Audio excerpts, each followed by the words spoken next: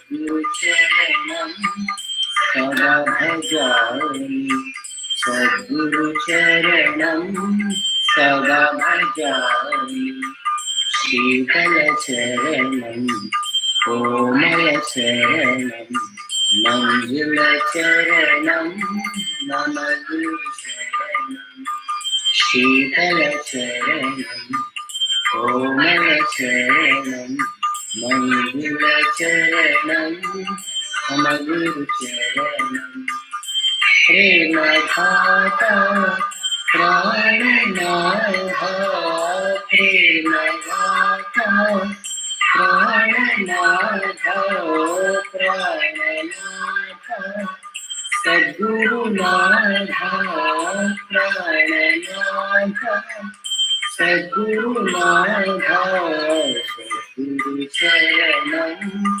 सदा भजामि सद्गुरुचरणं सदा भजामि शीतलचरणं कोमलचरणं मञ्जुलचरणं मम गुरुचरणं शीतलचरणं कोमलचरणं मञ्जुलचरणं मम गुरुचरणं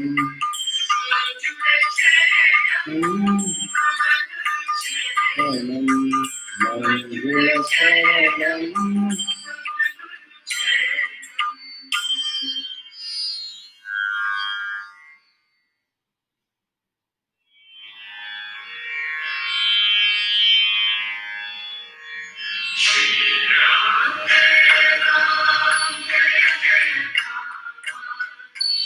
जानकी जीवन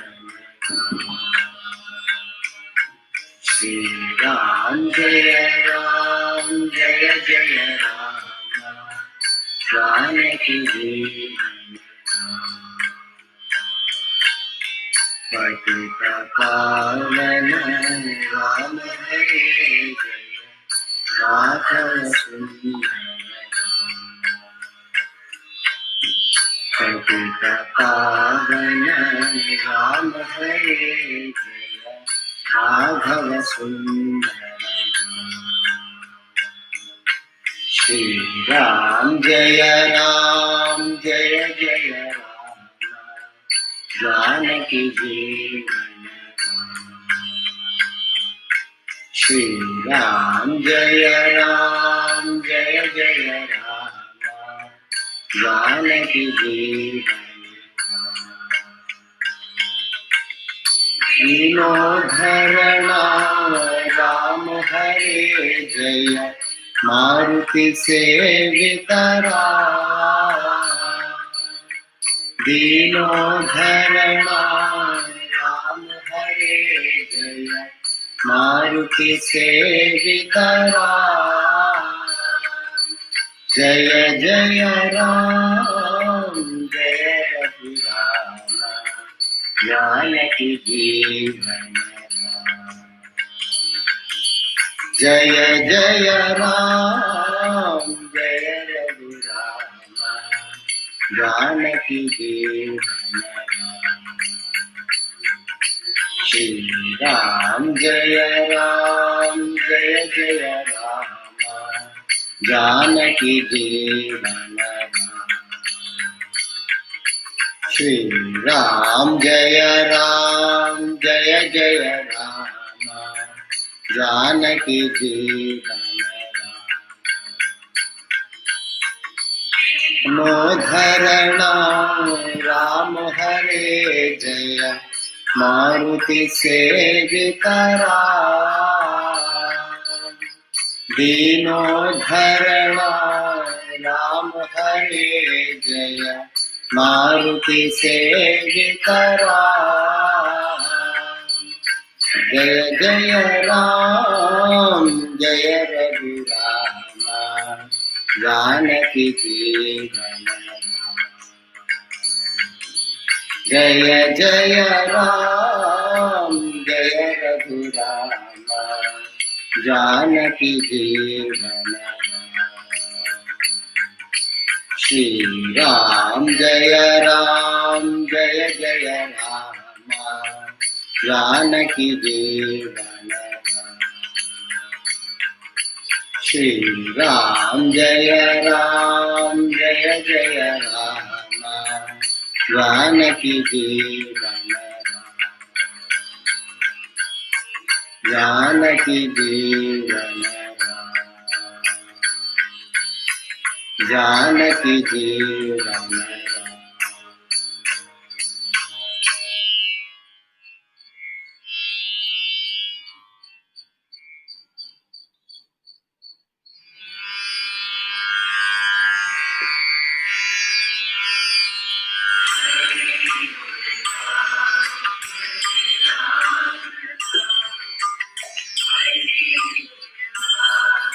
हरि नाम गाओ आनंद आनंद हरि नाम रे। आनंद आनंद हरि नाम रे। हरि गुण गाओ हरि नाम गाओ। हरि गुण गाओ हरि नाम गाओ। मन में जपन करो हरि नाम रे।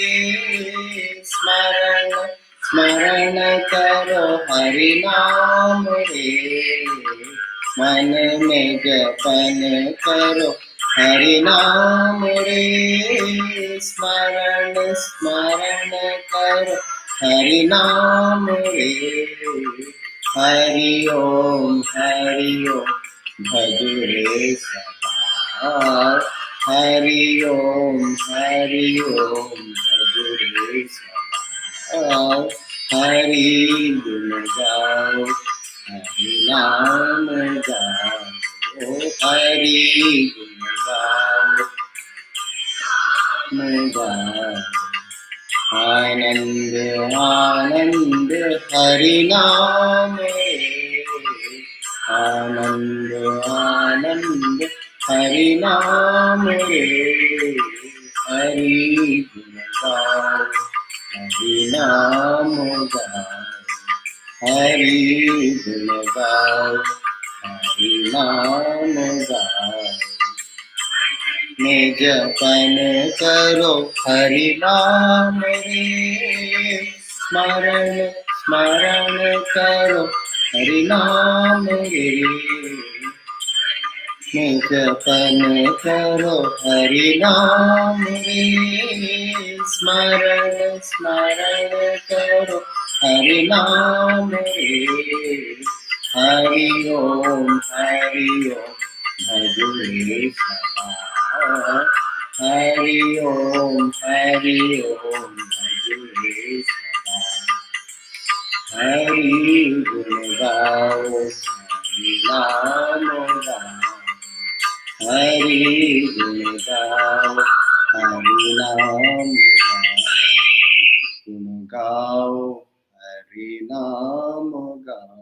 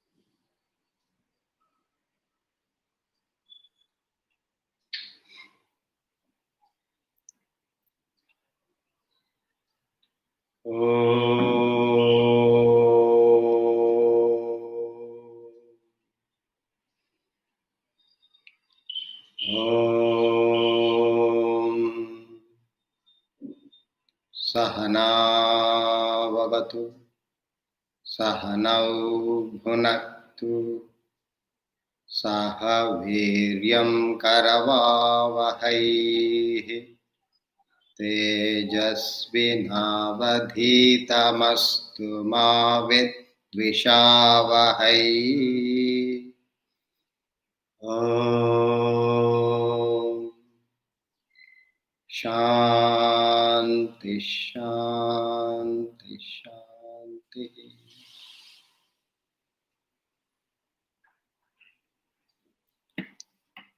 We together chant Bhaj Govindam verses 1 to 10.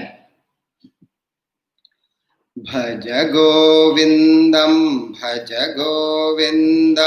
गोविन्दं भज मूढमते। सम्प्राप्ते सन्निहिते काले नहि नहि रक्षति दुष्कृन्करणे। मूढजहीहि धनागमतृष्णां कुरु सद्बुद्धिं मनसि वितृष्णाम्। यल्लभसे निजकर्मोपात्तं वित्तं तेन विनोदय चेत्तम्। नारीस्थनभरनाभिदेशं दृष्ट्वा मागा मोहावेशम्। ये तन्मांसवसादिविकारं मनसि विचिन्तय वारं वारम्। यावत्पवनो निवसति देहे तावत् पृच्छति कुशलं गेहे। गतवति वायौ देहापाये भार्या बिभ्यति तस्मिन् काये। नलिनीदलगतजलमतितरलं तद्वज्जीवितमतिशयचपलम्। विद्धि व्याध्यभिमानग्रस्तं लोकं शोकहतं च समस्तम्। यावद्वित्तोपार्जनसक्तः तावन्निजपरिवारो रक्तः। पश्चाज्जीवति जर्जरदेहे वार्तां कोऽपि न पृच्छति गेहे। बालस्तावत् क्रीडासक्तः तरुणस्तावत् तरुणीसक्तः। वृद्धस्तावत् चिन्तासक्तः परमे ब्रह्मणि कोऽपि न सक्तः। काते कान्ता कस्ते पुत्रः संसारोऽयमतीव विचित्रः। कस्य त्वं कः कुत आयातः तत्त्वं चिन्तय तदिह भ्रातः। सत्संगत्वे निस्संगत्वं निस्संगत्वे निर्मोहत्वम्। निर्मोहत्वे निश्चलतत्वं निश्चलतत्वे जीवन्मुक्तिः। वयसि गते कः कामविकारः शुष्के नीरे कः कासारः। क्षीणे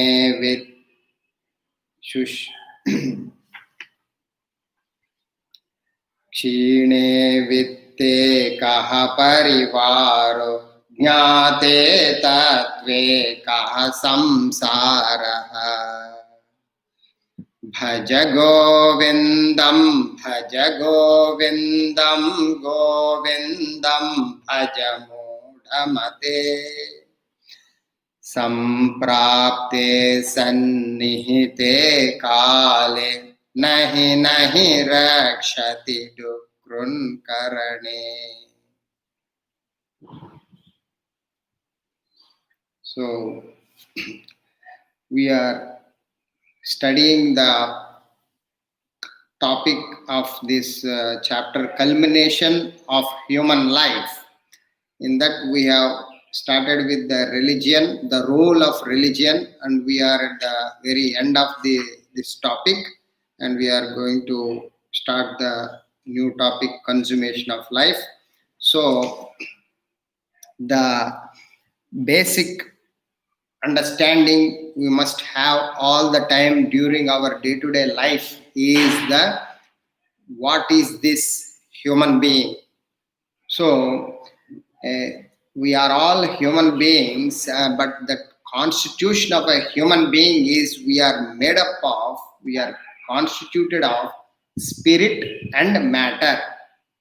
So the material components and the spirit combine to become human being. This must be constantly in our background. What is that? The body, mind, intellect is the matter, and the spiritual core is the self, the Atman. So the self remains the same in everyone, in me, in you, in everybody. The supreme God, the Godhood, the Atman is the same. It never changes. It is changeless, eternal. Whereas the matter equipments of the body, mind and intellect changes, constantly changes. So the body changes, therefore the perceptions and actions change. So perceptions and actions put together is the physical body, and the physical body itself is constant flux of change. Therefore the perceptions means what? Sights, sounds, smell, taste, touch, the 5 perceptions all changes, and actions change, the organs of action. So because the everything in a flux of change, similarly the mind changes, and it's the mind entertains the emotions change, as well as the mind itself is the equipment which changes. So you must understand the mind is not constant, and the emotions which you entertain also changes. Similarly, the intellect, the way of equipment of the very thinking equipment, reasoning, decision making equipment itself is changing. At the same time, the way you think, the way you decide, the very various thoughts and ideas constantly changing. Thoughts and ideas reside in your intellect, the way you think.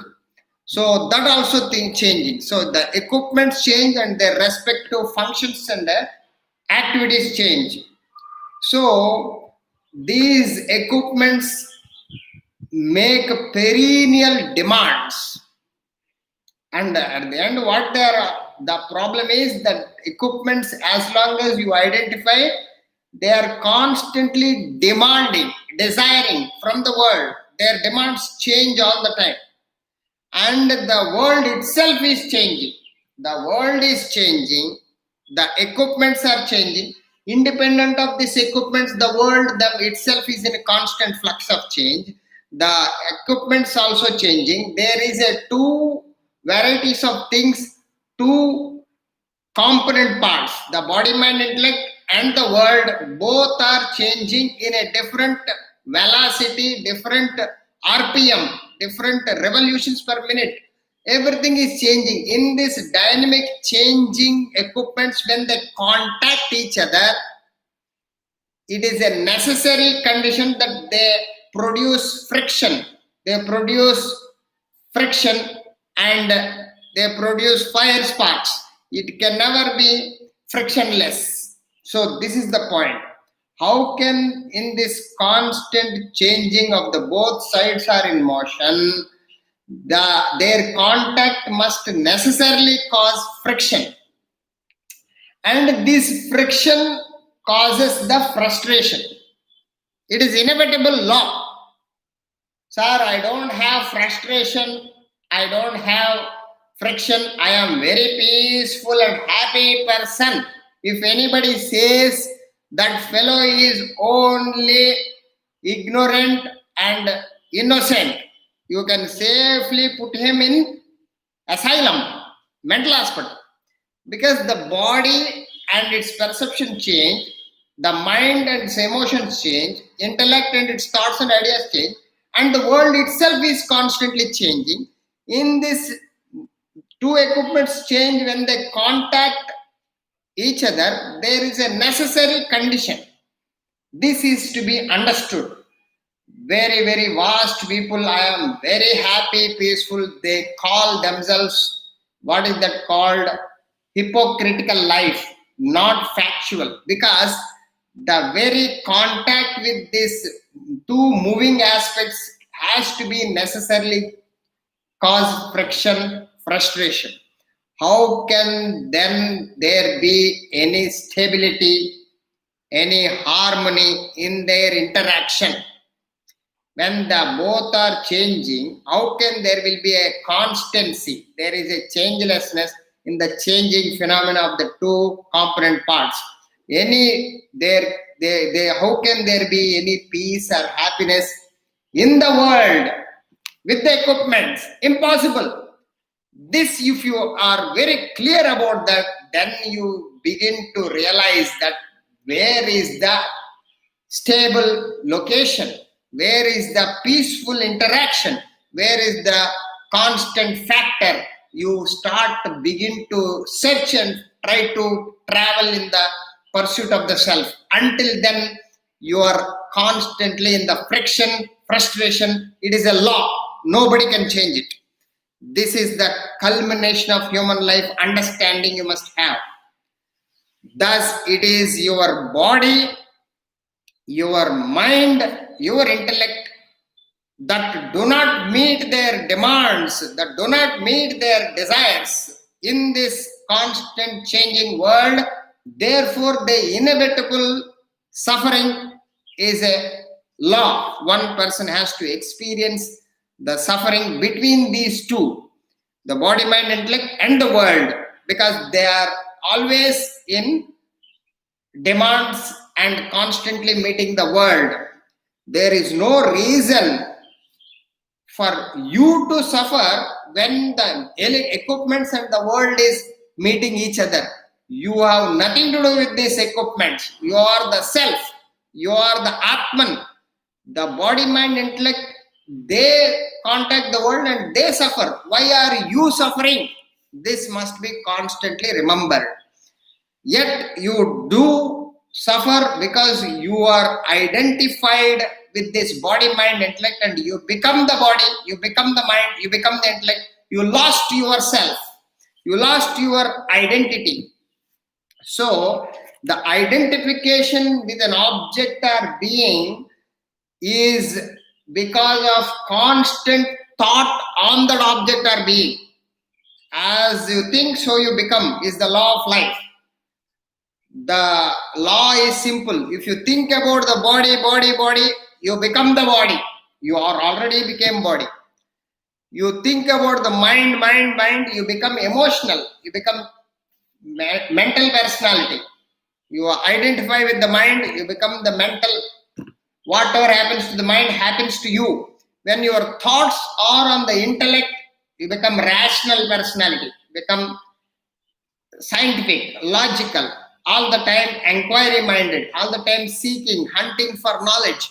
This is the equipment of intellect identification. But when your thoughts are on the self, on the Atman, on the God principle within you, you become the self.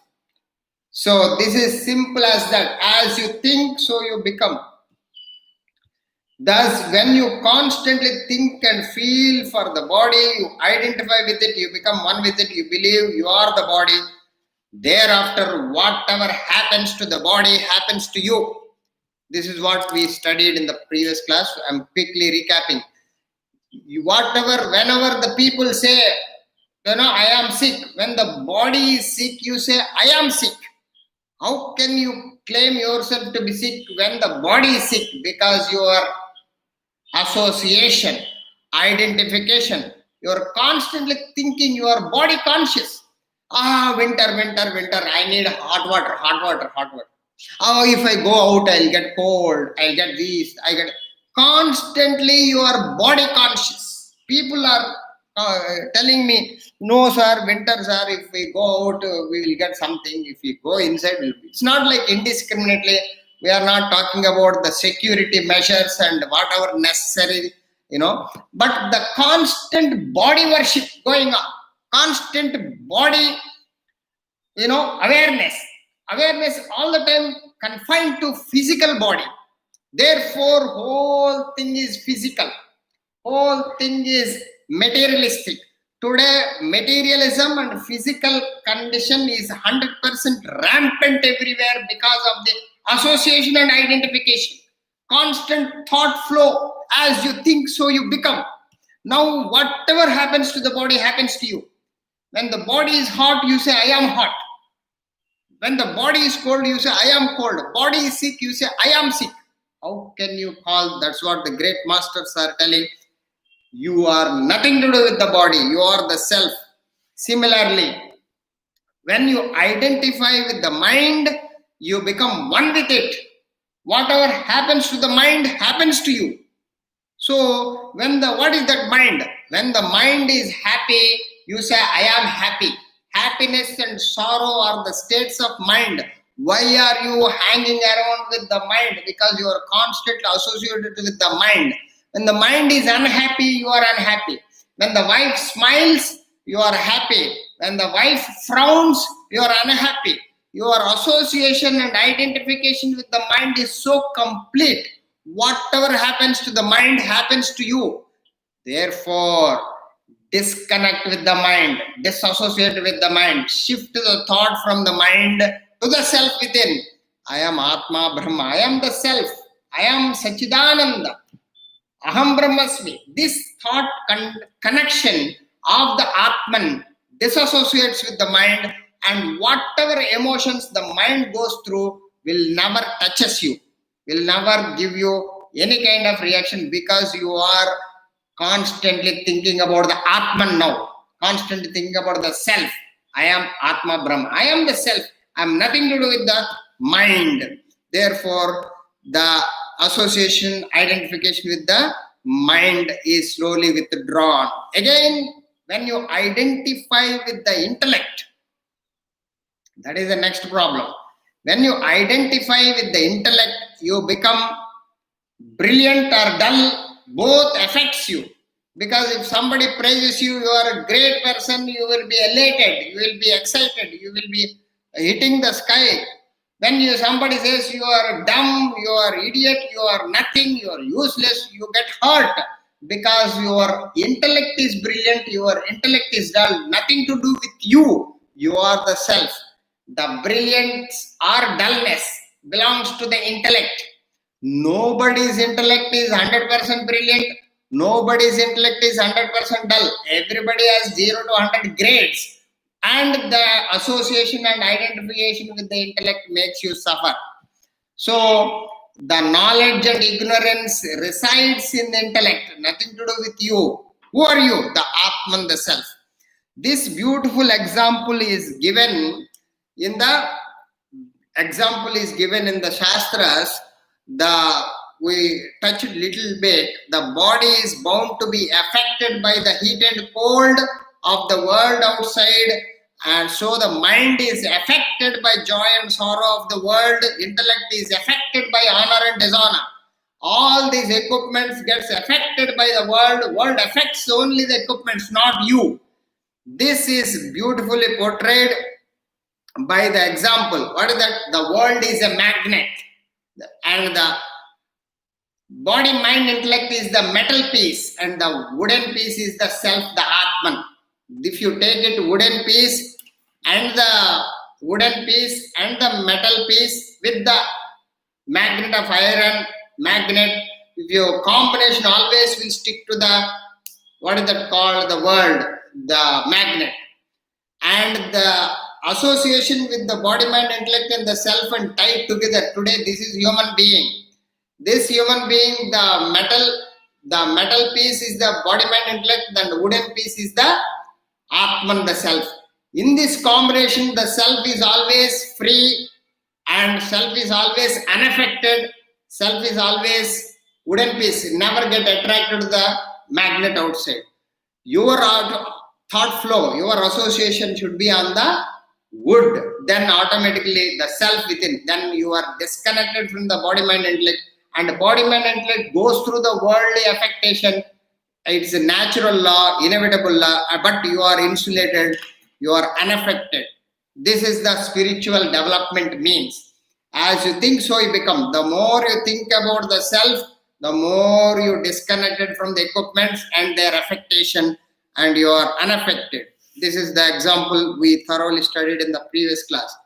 But your self within is immaculate. It remains ever unaffected by the attraction and repulsion of the changing world.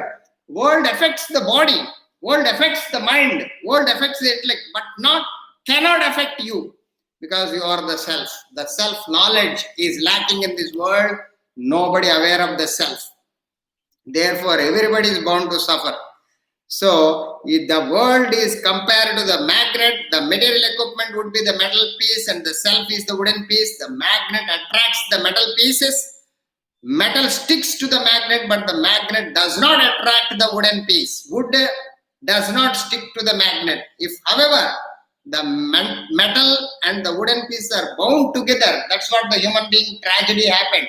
Our body, mind, intellect and our self both combined and we became a human being, and this combination seemed to be affected. Everybody, they're crying, they're emotionally dull, intellectually dull, physically dull.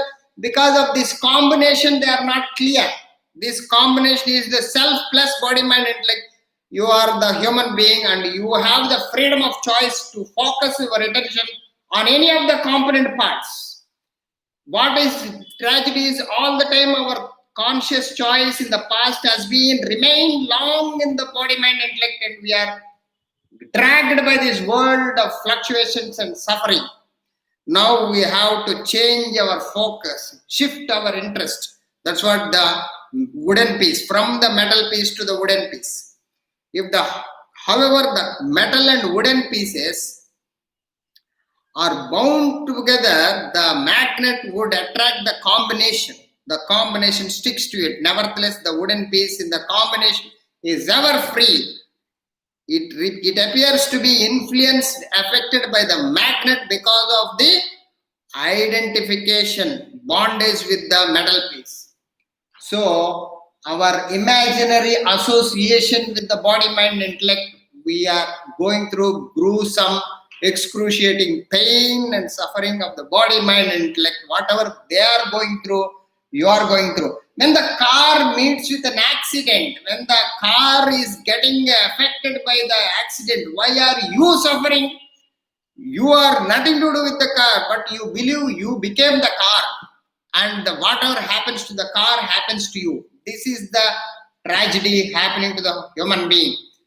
The body is not you. The mind is not you. The intellect is not you. You are the Atman. You are the self. You are God by yourself. This is the fundamental principle of human dignity and prestige, and the human being has to stand on this principle of Godhood. You have to declare to yourself, not to declare to anybody, I am Atma Brahma, by practice. There is no other way.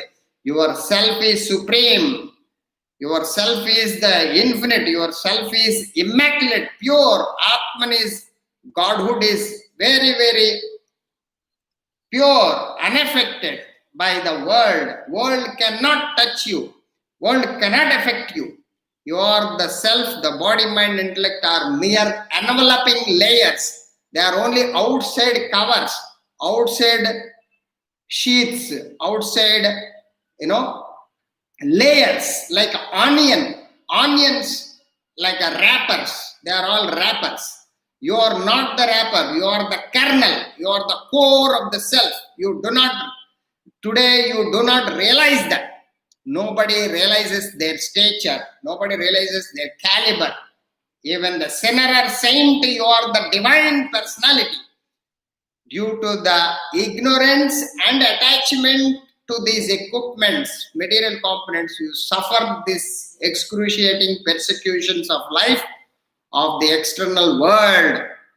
So, the way to get out of this self-imprisonment. Nobody put you in the prison. Nobody put you in the bars of the body, mind, intellect.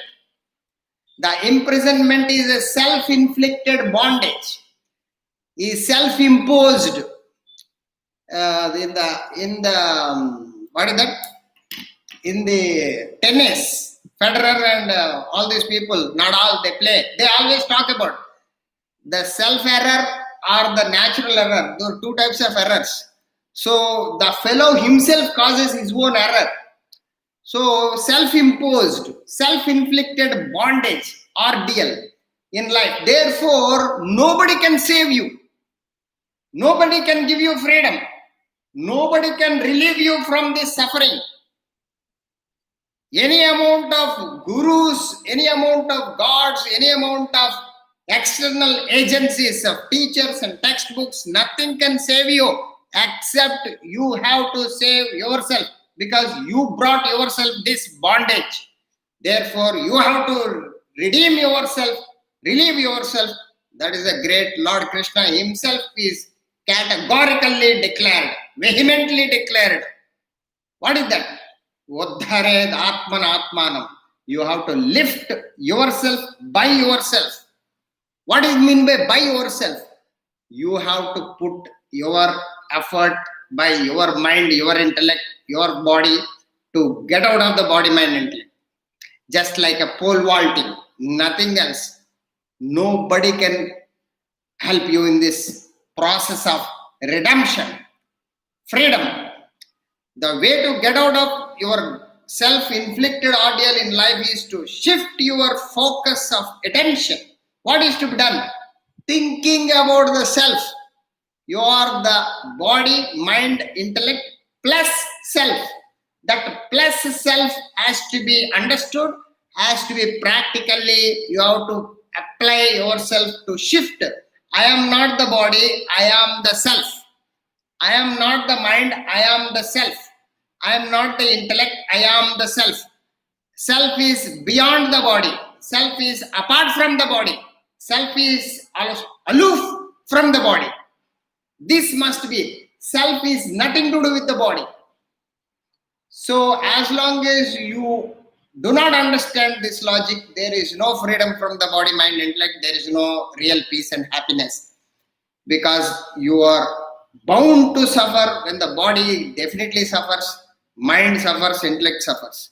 So your focus of interest and attention from the material layers to the inner core of your personality, the self, the Atman, that must be understood. You have to shift, you have to relocate, you have to change your focus, shift your focus from the personality to the self. Because right now we are hypnotized ourselves to be the body, mind, intellect. We believe you are the body. When somebody touches your body, you say they are touching you. They are touching your body, not you. So this has to be dehypnotization process. Now reverse the process. Dehypnotize yourself by asserting, emphasizing what you are, the real self, and remove what you are not. Understand you are the self and constantly repeat, reflect consciously, not mechanically, not unconsciously, not what is that called a ritualistic practice. This is not a ritual. This is not a mechanical practice. By mechanical practice, you don't get any benefit. Like the people chant, the mantras. What is that mantra? Ram, Ram, Ram, Ram. Their focus is on money, money, money, but they think Ram, Ram, Ram, Ram. So these are the mechanical routine rituals, will not take you to any development, any benefit to you. You should be conscious application. I am not the body, I am the self. I am not the mind, I am the self. How much you are aware of the not the bodiness, and how much aware I am the self. That you have to see it, you have to feel it, you have to think about it. That is conscious, consistent conviction, application. You have to consciously, you have to put it. You have to reflect it, contemplate upon it. Try to remember in and through all your morning to evening, day-to-day transactions of your obligatory duties in the world. You are not asked to not to do your day-to-day activities. You be what you are, where you are, how you are, and whatever occupation, whatever your interest, carry on with your life. But back of your mind, you must anchor to this remembrance. What is that? I am not this body. I am the self. I am not this mind. I am the self. Try to attune to this awareness. Assert to yourself you are the Atman while you perceive and act with the body. When you see the landscape, there is a possibility of focus of attention on the landscape, or what makes you see that landscape, what makes your eye to see that sight is the Atman within. Without the Atman, the eye cannot function to see the sight of landscape of beautiful mountain. The focus could be on the mountain, or focus of attention could be on the self, which is helping you to enabling to see the self, to see the mountain and enjoy the mountain. That makes the difference. People are attached, involved in the sights, sounds, smell, taste, touch, and lost in the world. They are not able to withdraw the mind and focus on what enables you to see, to feel, to think, to act. That self is that behind the body, mind, intellect, behind the perception, behind the action, behind the feeling. It doesn't matter what you feel. You may feel happiness or sorrow. You may feel jealousy or hatred, envy or happiness or kindness. The feeling is executed, felt by the mind, but your focus of your attention, focus of your interest need not be on the emotion only. You can understand what is behind this mind, which is enabling this mind to feel that particular emotion called anger. Then you are gradually withdrawing the focus of attention from the emotion, from the mind to the self within. So this is called practice of objectivity rather than involvement and attachment. So what makes you to feel that emotion called anger? What a beautiful mind which is experiencing anger. So you are carefully withdrawing. It's a great technique. It's a great skill and great challenge and great enjoyment. That is the beautiful practice of objectivity. So while you feel, while you think, while you perceive and act with the body, mind, intellect, never lose the sight of the self. Never lose the focus on the self. Behind at the back of your mind is all the background. The self is activating, enlivening, enabling, living, giving the experience of this, what I am experiencing, the body, mind, intellect. Thus, gradually, you will gain the identification with the real self in you. So, you gradually fix your attention and you permanently get to that attention on the self. Ultimately, the law applies. What is the law? As you think, so you become. If you are thinking on the self, you are bound to become the self. Because the moment you think about anything consistently, constantly, relentlessly, that's what you became already. Since you are thinking about business, you became a businessman. Thinking about a job, you become an employer. Thinking about sports, you become a Tendulkar kind of a person. Thinking about acting, you become a hero or villain, whatever it means. What you thinking about subject of Vedanta, you become a Vedantin, you become a philosopher. Automatically, as you think, so you become. Now, when you think about the Atman, what else you are going to become? This is the law. You have to understand the law is impeccable. Nobody can change it. Even God cannot change it. It is all, you are the creator of your destiny. You are the creator of your future. As you think, so you become. The choice is yours. The independent choice is being given to great human being alone. And human being alone is bound by his vasanas and not able to develop this shraddha, conviction. The moment you develop the conviction upon the self, you are instantly experience the freedom. To the extent you shift your attention, that much extent you are free. 0 to 100. You don't have to bother when I will reach the self, how long it will take, how much I can get freedom from this body mind. You don't have to bother about result orientation. Start straight away. I am Atma Brahma. I am the self. In and every transaction of yours, your day-to-day life, are you aware, acutely aware of the self? You don't have to declare. You don't have to emphasize to anybody outside. Nobody need to know about what are you doing. You just do every day like everybody.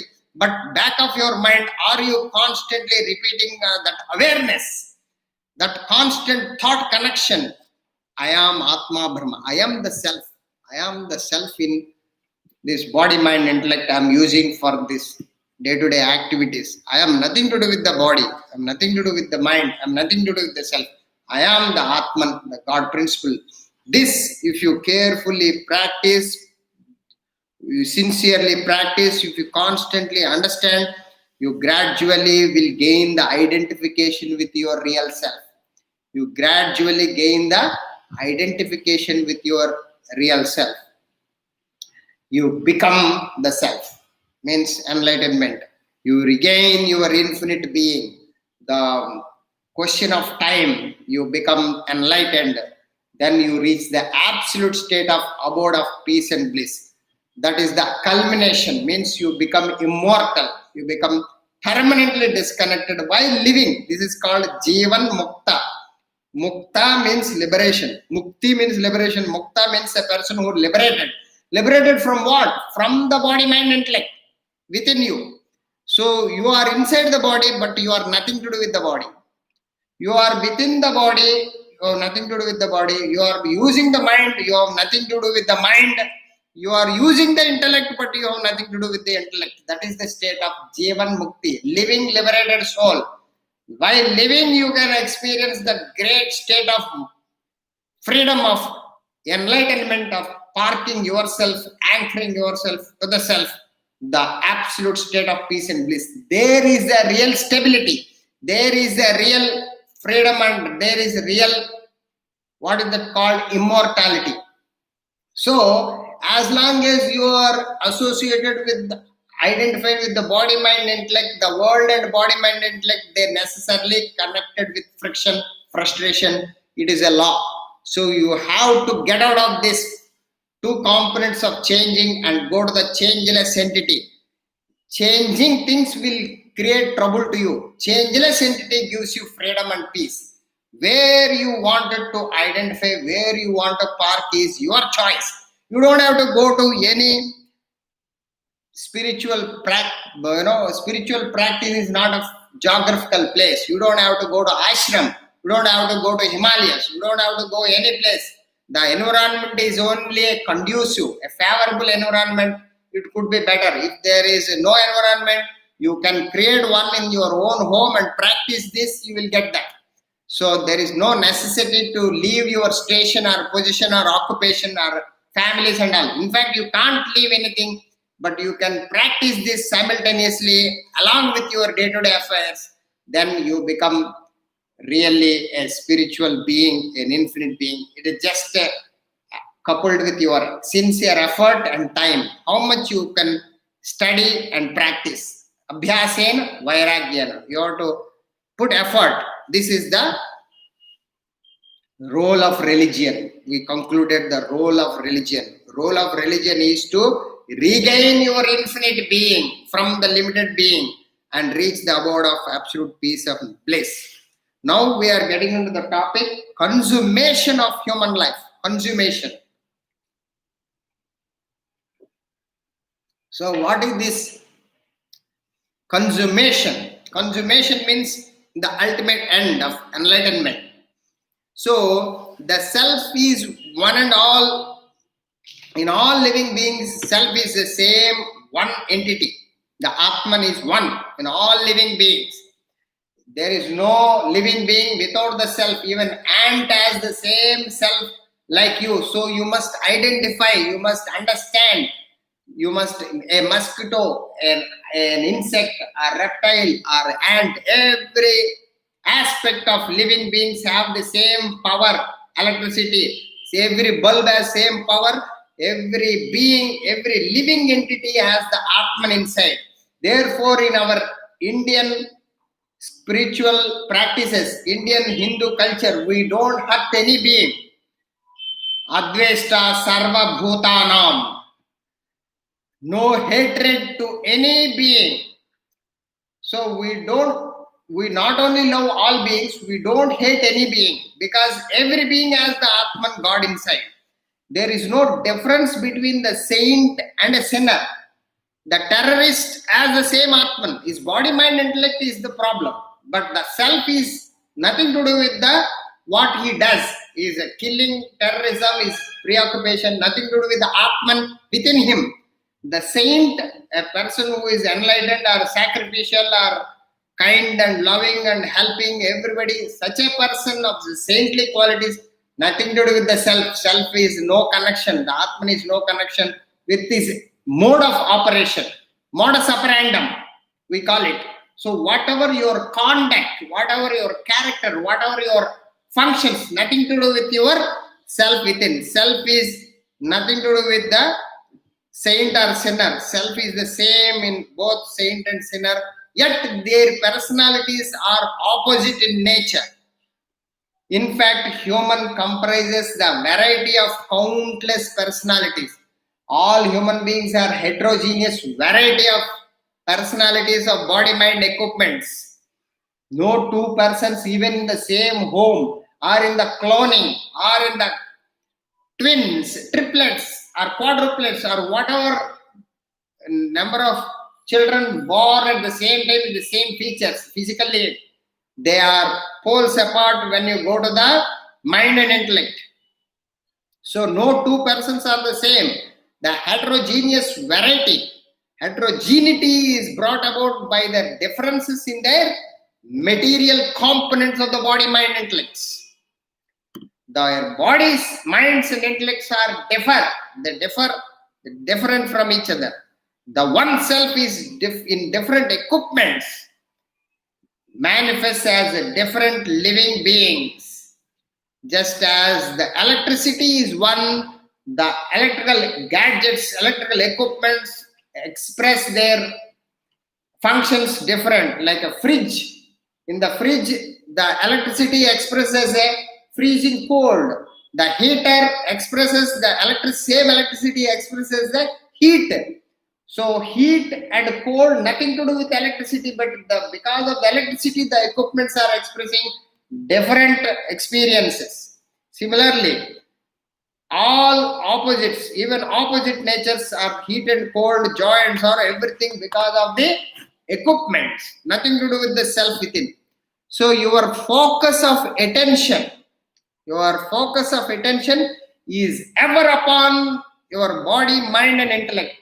As of now, from the millions of janmas, from the past, we do not know when did we started, but right now you have to be clear about your long remind your thought, your thinking, your association, your identification, your attention on the body, mind, intellect, on your perceptions and actions, emotions and thoughts. Thereby you experience a variety, heterogeneity, diversity, plurality. The more you are seeing a plurality, diversity, the more you are attached and involved in the equipments. The way to see the oneness is the more you shift your interest attention on the self, the more you free your differences, diversity, variety, plurality reduces. Slowly reduces. Now the question is how much you are associated with the self, thus that much you are free from this variety and plurality, and homogeneity starts entering into your bosom. So the more diversity you experience, the more friction, frustration. The more oneness you feel, the more peace and happiness. This is the law. So you have to understand what is the method of gaining peace and bliss. Are you experiencing diversity? Are you experiencing oneness in the diversity? The diversity is inevitable, but what are you feeling? See, a mother has the 5 children, wife and husband, but she always feels my family. She is identification with my family. Family as one unit. Therefore, the diversity she never experienced. Her focus is my son, my daughters, my family members. So they are all feeling one family. So just a matter of perception, matter of conception, matter of fixation, matter of vision, matter of angle of view, how you perceive, what is your perspective, what is your knowledge of oneness. The more you gain the knowledge of the Supreme, the more your vision changes from diversity to gradually melting towards the oneness. So that is the way to gain peace and bliss.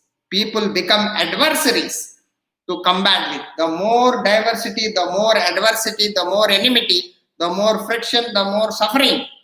Your mind remains agitated, the more your diversity you are experiencing. To find harmony, to find peace, you have to shift your focus of attention from the diversity, variety to the self within, to the Atman within. The Atman is everywhere. So when you see a bad person, you should not be identified with the badness in that person, but you should identify with the self which is behind this body, mind, intellect of him, and then you are peaceful and blissful. But you can act, you can function, you can do whatever your obligatory duty to that person as a relationship. If he does committed a bad action or commitment and you are obligated to do the duty of correcting him, you are free to do. But your interest and attention should be on the self. Then you are spiritual, not on his badness or goodness qualities. This is what the lesson we have to learn and practice. Or else you will be agitated, you will be disturbed, and you will suffer. To find harmony, therefore, you shift your focus of attention from the variety to the self within. The spiritual core of beings, not only human being, all beings. When you see a snake, or when you see a serpent, when you see a tiger, when you see it's like seeing in the zoo. In the zoo, there are plenty of variety of animals, birds, insects, reptiles, everything. Big, giant elephant to small birds, deers, everything. You enjoy them thoroughly. You enjoy their variety. You enjoy their beauty. You are fascinated by all their variety, birds, fishes, and animals in the zoo. But you are not affected by them. Why? Because you are not associated, you are not involved, attached. You are only admiration. You are apart from it.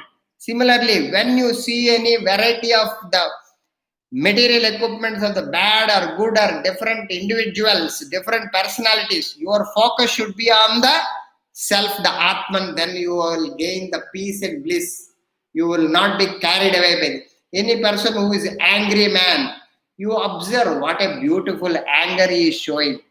You will become objective. Any person who steals, any person who commits crime, you are kind-hearted, you are compassionate. But your action maybe you are punishing him, but inside you are unaffected because you see the self in him. You see the Atman is the same. The Atman has no difference in the criminal or in the saintly man. Therefore, you have to understand your vision should be fixed on the Atman. Then you are happy in and through all these varieties. Or else you will feel frustration, you feel friction, you feel suffering. To find harmony and peace, therefore, you shift your focus of attention to the self, to the spiritual core of beings. You will recognize the homogeneity. Then all variety of beings are same, homogeneous. You see the homogeneous principle, the connecting factor. All variety of gadgets, variety of vehicles, variety of all the things are nothing but one constant factor connected to that is called Atman, the God principle. Then your mind turns peaceful and happy. your mind becomes peaceful, your mind becomes happy. Not until then.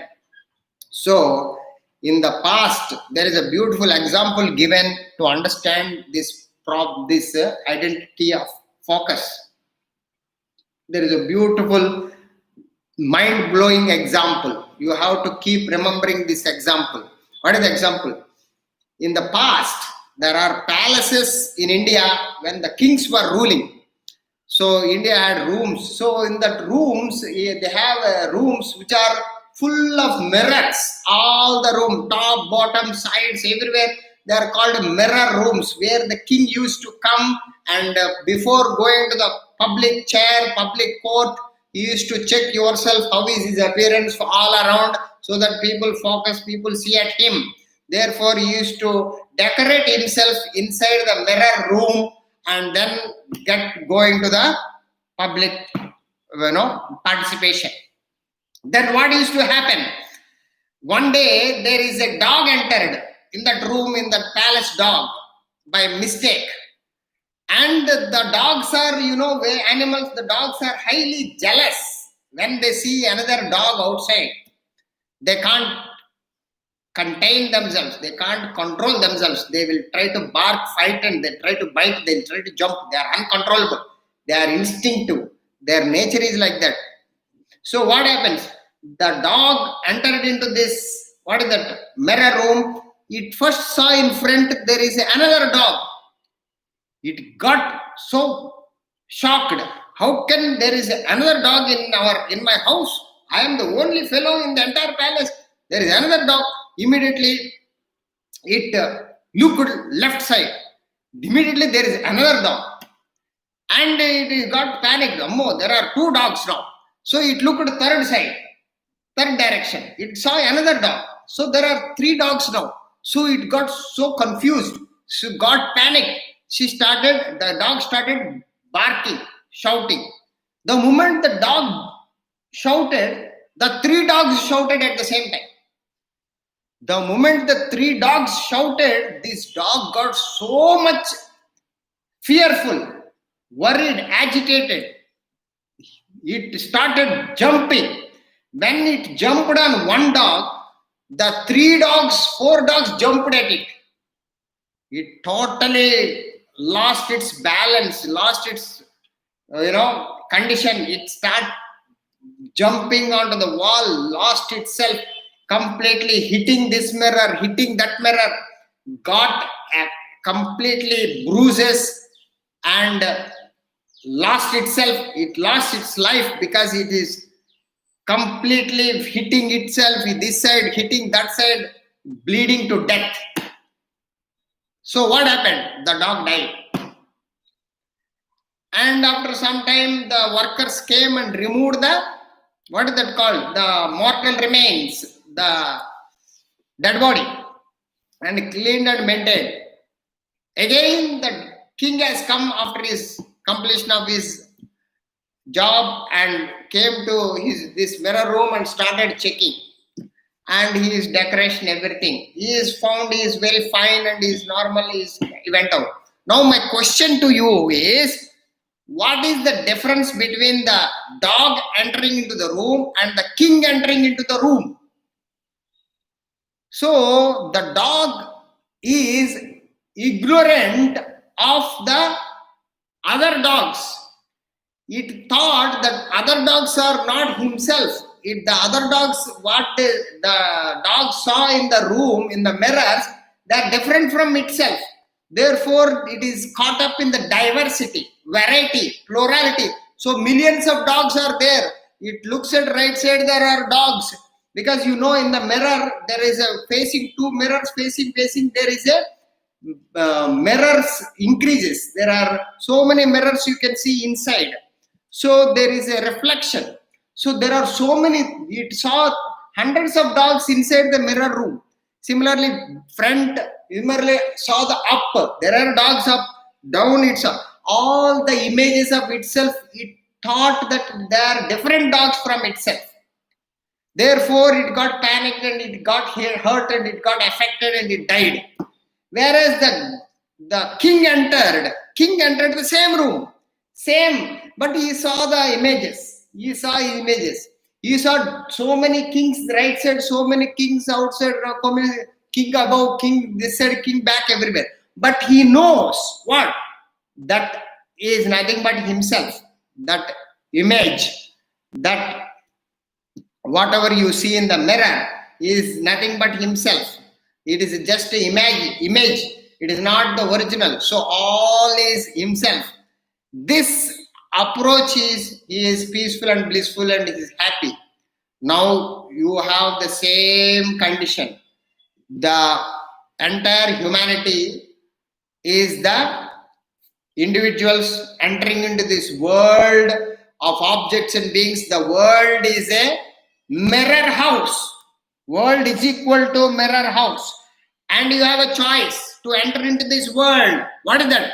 You want to enter into this world as a dog, or you wanted to enter into this world like a king or God? The choice is yours. A vast majority, if not all, 99% people enter into this world with the DOG dog. Therefore, they are affected, they are crushed, they are tormented, they are agitated, they are seeing diversity, variety, and suffer because they enter like a dog. They see diversity, variety, plurality, not oneness, and they suffer. And whereas a person of high caliber of the understanding of this self-knowledge with this godhood, he enters, he sees the God everywhere, the divine beings everywhere, the divinity manifesting in the variety of equipments. He is not losing the variety of equipment. He is conscious about the variety, but his interest and attention is the core of this variety is the Atman, the God, the same principle within himself and outside. Therefore, he is unaffected, unruffled, unagitated. Now the question is how much you are connected with this core of your personality, the self, the Atman. You have to function with this idea and enter into the mirror room, enter into this world. Whomever you meet, your boss, your subordinate, your wife, your children, your family, your friends, your relatives, your partners, your outsiders, neighbors, unknown people, known people, doesn't matter your race or religion, caste or community, geographical place, doesn't matter any variety, all are connected to one conscious principle called Atman, the God and God alone. If you are able to x-ray through, if you are able to penetrate through this vision and fix your interest on the self, instantly you will be peaceful and happy. There is no problem at all. You are entering like a king of your this life rather than the dog suffer. This is the freedom. This is the choice. This is the happiness you get if you are gaining this knowledge of Vedanta. Therefore, this knowledge of Vedanta is a must to get that kingly life rather than the slave like a dog and suffer and die. Unfortunately, people have no access to this great vital knowledge and therefore they are suffering. We'll meet in the next class again. After this example, we'll go to the next paragraph. Thank you very much. Hari Om.